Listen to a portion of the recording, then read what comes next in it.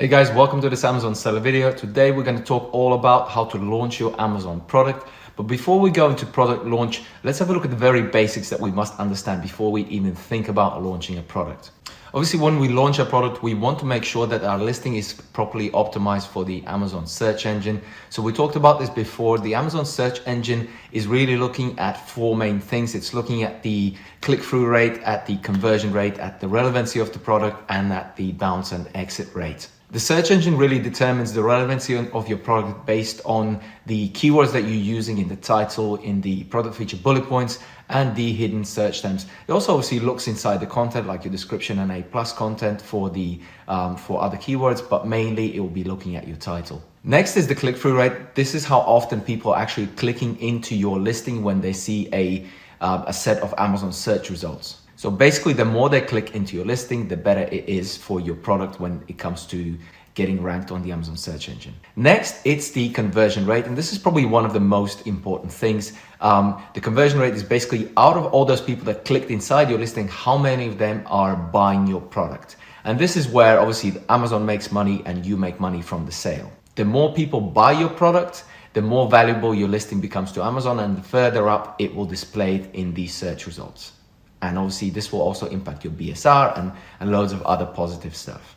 And lastly, the bounce and exit rate. This is obviously when people click into your listing and leave straight away, or even worse, if they click into your listing and leave the Amazon website entirely. Amazon absolutely hates this because they're losing a customer, or if they click into your listing and they click out straight away, that kind of means that your product is not relevant or not attractive enough. Those are kind of the four main things. There are obviously loads of other factors involved when Amazon is ranking your listing, like product reviews. If you get a ton of negative reviews, Amazon is going to think that your product is not relevant for the search term used, and also it will mean that their customers are not happy with your product, and Amazon does not like that. There's also the rate of return. There's also the availability of your product, which is now shown by the inventory performance indicators, which is the in-stock rate. So if your product keeps running out of stock, Amazon will mark you down because they'll see that your product is not reliable enough, it's not consistent enough. Then there's your sales history and your fulfillment method. Looking statistically, we know that FBA products or prime products perform better on Amazon. And then there's the listing itself, the title, the product feature bullet points, the pictures, the A+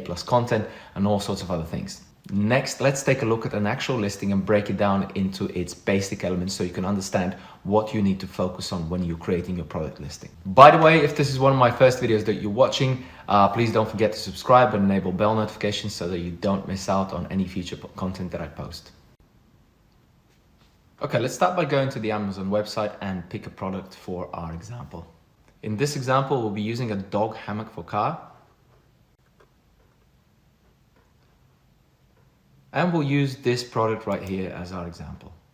Okay, so if we break this listing down into its main elements, we've got the product title, we've got the main image, we've got the secondary images, and then down here we have the product feature bullet points.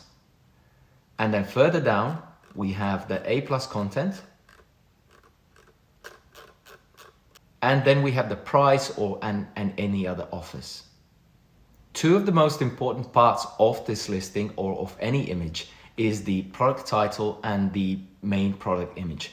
This is what the click-through rate and conversion rate and relevancy is all based on. The rest is kind of like, oh, good to have extras to improve your performance of your listing.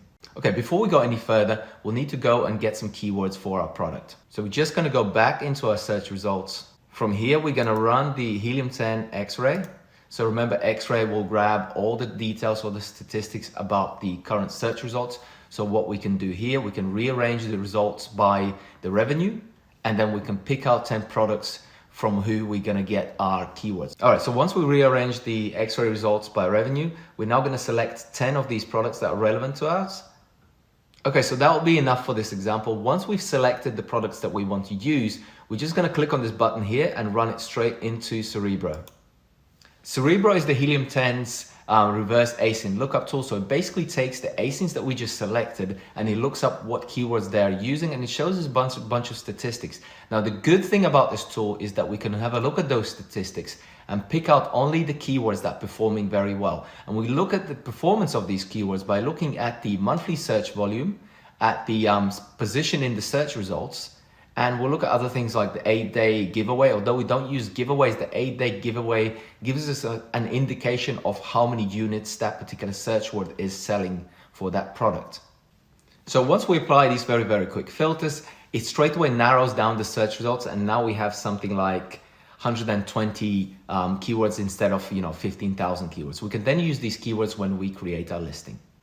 Okay, so next let's go back to our product listing and have a look how we can build the product title. So if we take a look at this listing here, you can see that the product title is structured in the following way. We start off with the brand name, which is OMORC. This is then followed by our main keyword, which in this case is dog car seat cover.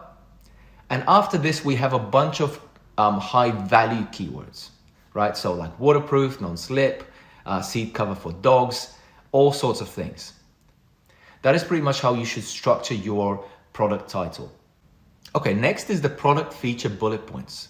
These are very important because we also pack them full of keywords so that the Amazon search engine can better find our listing. Try not to overpack your search terms with keywords though and make them look messy. You want to make your product feature bullet points look tidy. Although most customers won't really read your product feature bullet points, but they'll read kind of like the beginning of them. So if you got like a most important part, like here, you can see suitable for different vehicles, easy to install and clean, right? These are the main things that the seller is expressing about their product. So if you've got bullet points in this kind of a structure where you've got your main thing first, followed by a bunch of text, then you can keep your main thing tidy and straight to the point. And you can put a load of high value search terms and keywords inside your main text of the product feature bullet point. Another thing that I like to do when I create product feature bullet points is to add little emojis on the left side, like a little check mark, or if you got a pet product, you could add little pet emojis, just something that makes your product feature bullet points look a little bit more tidy, makes the bullet point itself look bigger. And also I like to put the main part of the product feature bullet point, like we've got here, like suitable for different vehicles. I like to put that in capitals so that it better stands out. So here's an example of what these same keywords would look like if we added, an emoji and we capitalized the first part of them. As you can see straight away, they look a lot more tidy and efficient. It kind of also reassures the customer that they don't have to read the entire text and they can just get away with reading the first bit. The product image is the most important part of your listing. Your main image is the thing that's going to drive your click-through rate and your conversion rate, because if you don't have a good image, your customer is not even going to click inside your listing, right? So that's your click-through rate. If you don't have a good image, the customer may not want to buy your product because it doesn't look attractive enough. So it's very important to make your main image really, really good and very sharp and better than your competitors' ones so that it stands out.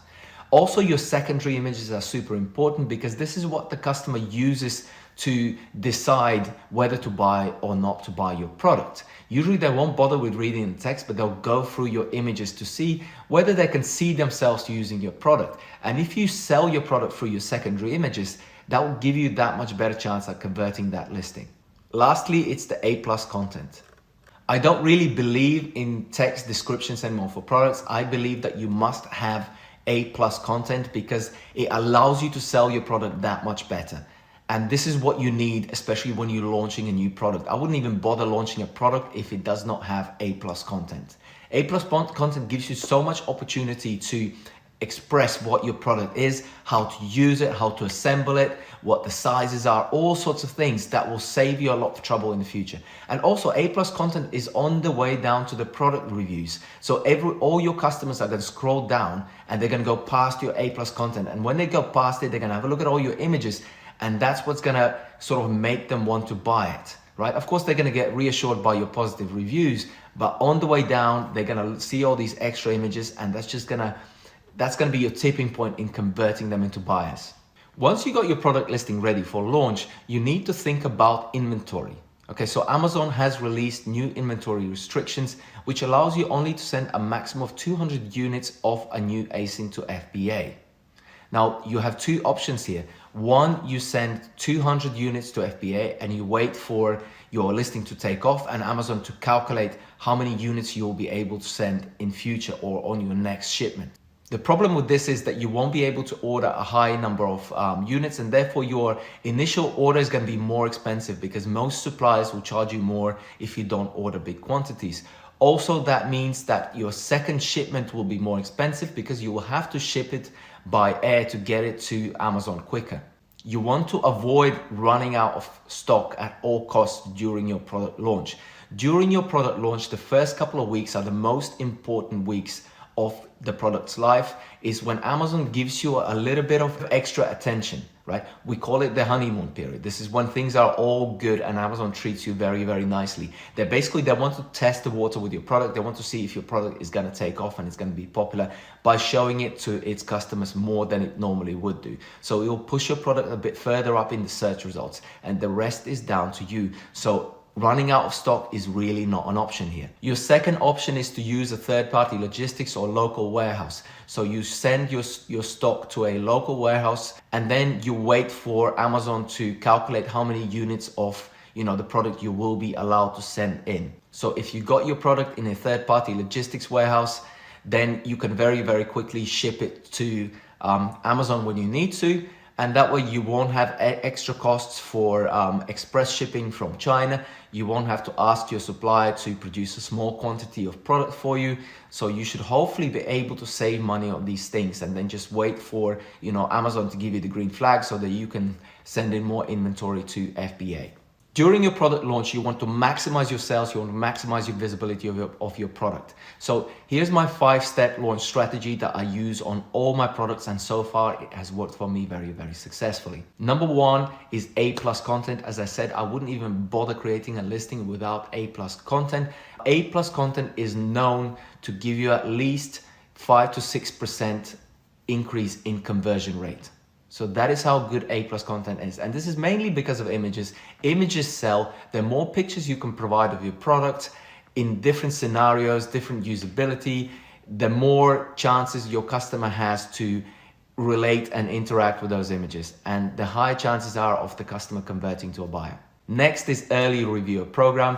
Early reviewer program is still pretty great because it guarantees you to get 5 product reviews for your new product fairly quickly. Amazon will basically take it on to generate 5 product reviews for your product. Amazon achieves this by giving the customer an incentive to leave a product review.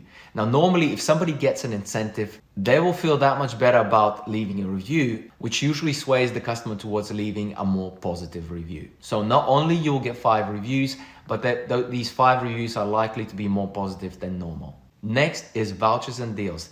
As I said, when you launch a new product, you want as much visibility and as much sales as possible to boost your sales rank. A great way to achieve this is by using Amazon vouchers and Amazon deals. If you set up a 7-day deal for your product, that means for 7 days, it will get more visibility inside Amazon deals. And also your product will have this little badge on it that says, best deal or limited deal. And usually when customers see that something is a great deal or best deal or limited deal, they will have more urgency to buy that particular product. Vouchers is another great way to do this because also, again, it gives a little badge at the bottom of your listing that says that this product is currently on discount or on sale. And again, that normally gives the customer an incentive to buy because they think, well, this might be a limited deal or I'm getting a great deal for this purchase. Next is one of my favorites. It's Amazon Vine. This is one of the best ways to get more reviews for your product.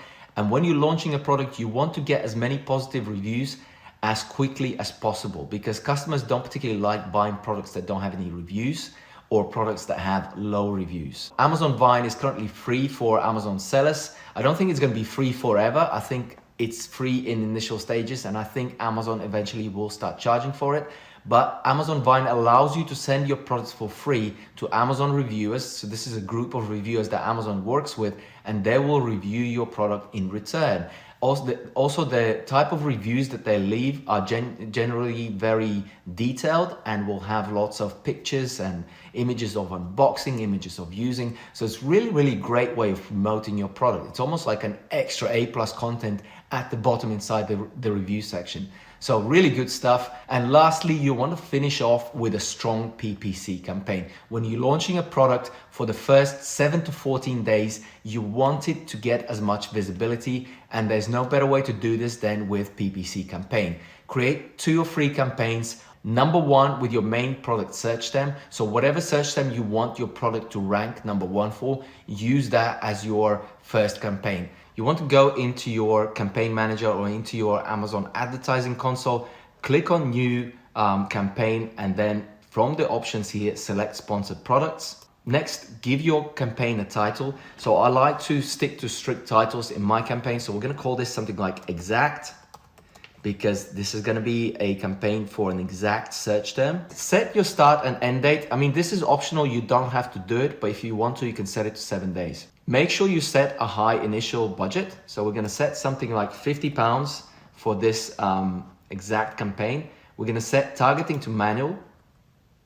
We'll set bidding strategy. We're going to leave this as dynamic bids down only. Next, we select our product, which is going to be our dog car hammock that we used in our example before. We'll leave targeting as keyword targeting. And when we get to keyword targeting, we're going to enter a list. Now, we're going to uncheck phrase and broad, and we're going to use exact only. And as I said, we're only going to use a single search term for this campaign. We'll use this car seat cover for dogs as our main search term, because this is what we want our product to rank number 1 for. Now for initial bid, it recommends that we use 50p, but I'm going to increase this slightly higher because I want my product to be at the top for the next 7 days.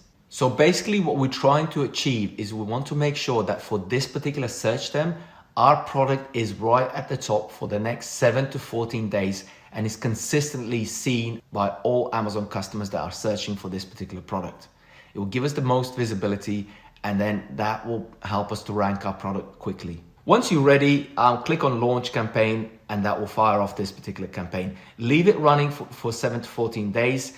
Next, we're going to repeat the same process, but we're going to use a slightly different strategy. So now we're going to create another campaign, but we're going to call it our phrase campaign. We're going to rename our campaign to phrase, followed by product name. We're going to change our budget slightly lower for this one, and we'll set it to about 30. Keep targeting to manual, dynamic bids down only, select our product. This time when it comes to keyword targeting, we can select phrase instead of exact. Now for phrase, we're going to enter a bunch of keywords or a bunch of search terms that are relevant to our product, but are not our main product search term. Try not to enter too many. You sort of want between 3 and 5. Once you've entered your list, click the add keywords button. Next, scroll down, and we're going to add our main keyword that we used in our previous campaign in our negative search list. So we're going to add this as exact because we don't want this campaign to hit the same keyword that we've got in our other campaign. Okay, when you're ready, you can launch the campaign and you've got your 2 main campaigns. Now there's another option that you can use. Sometimes I use this option, sometimes I don't, depending on my budget for a particular product line. And this would be to create an automatic campaign. I don't particularly like automatic campaigns because they do tend to pick up a load of rubbish that your product should not be, visible for, and you're going to end up, wasting a lot of your budget. But it can pick up some gems, and it can pick up some really, really good search terms that you may have not thought of, or you may have not found before, that you can later on use in an exact campaign. So if you do have the budget, go ahead and set up another automatic campaign. I'd set the budget for this one lower than the other 2. So overall, my free campaigns will come to around £100 per day.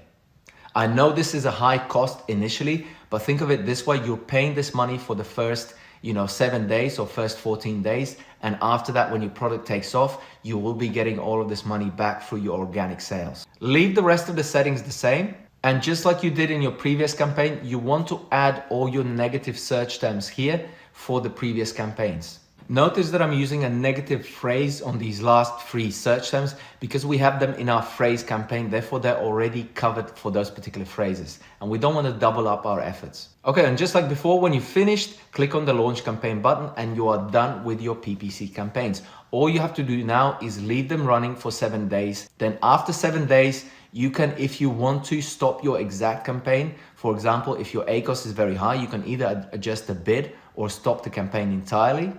and have a look at what your phrase campaign and what your automatic campaigns are doing. You'll be able to go into search terms on each one of those and see which search terms are costing you money because they have a high spend and no sales, and which search terms are generating you money because they have low cost and high sales. So they've got a really low ACoS, for example. And then you can add the search terms that are costing you money to the negative list. And ultimately you can take out the search terms that are generating you money and add them to an exact campaign where they're sitting there on their own. So you can manage your campaign funding more efficiently. By the way, if you're interested in signing up for Helium 10, I would highly recommend it. It's one of my favorite tools to use when I'm creating listings or launching products or, doing PPC campaigns or anything really that involves keywords. And it has been very effective and very efficient for me. So far, it's saved me a ton of time. So it's definitely worth the investment. If you are interested in getting the tool, check out the description box for my affiliate link. You can use that and that will give you 50% off on your subscription for the first month. Now you don't have to use it if you don't want to. You can go straight to Helium 10 and sign up that way. But if you use my link, you will get a 50% discount and save yourself some money. And the last thing you should do is check the seasonality of your product. All products are seasonal, whether you think it is or not, because they will sell better in some seasons than others. A great way to check for seasonality sales is to go to Amazon and check how your competitors' products are performing. So if we go back to our search results, let's choose a different product for this example so that I can better explain to you what you need to be looking for in the sales chart when you're looking at seasonality of a product and when a good time is to launch that particular product. So we'll choose this tower fan because it's probably more of a seasonal product than a dog hammock. And just like before, if we bring up X-ray, we'll be able to see the stats of the search results, and we'll also have the sales graph that we need to look at. Okay, so if we click on one of these sales charts, we will see the last 30 days sales, which we don't really want to be looking at. We really want to look either at 1 year or at all time. If we look at all time, we'll get more than 1 year, then we can really see a sales pattern. So as you can see here, this product from the 1st of January up until October 1st, 2020, we can see that there have been two major spikes here. One starting in July 2019, where it's bounced up in end of July with its maximum sales, and then kind of drops back down towards September time. And then we've got kind of the same behavior here, where it picked up a little bit in April, and this is probably because of the lockdown and COVID, or might have been because of weather. But really the sales did not start until May, June time. So again, in July, we've got this big spike, and then it drops down by end of September. Therefore, if you're launching this product, you would be launching it really in, I would say, around end of June. The reason why you want to launch it at the end of June is because you want to launch it when the product is in its peak sales. When you're launching a product, you want to launch it during the time when sales are at its peak, so that your product can benefit from maximum sales and build up a good BSR. That is pretty much it for this video. I hope you guys enjoyed the content. I hope you found it useful and learned something new. By the way, if you have not done so yet, don't forget to subscribe to my channel and enable bell notifications, and of course like this video. I will see you guys next week. By the way, if you have any questions, feel free to use the comment box and I'll do my best to answer them. And I will see you guys next week. Bye for now.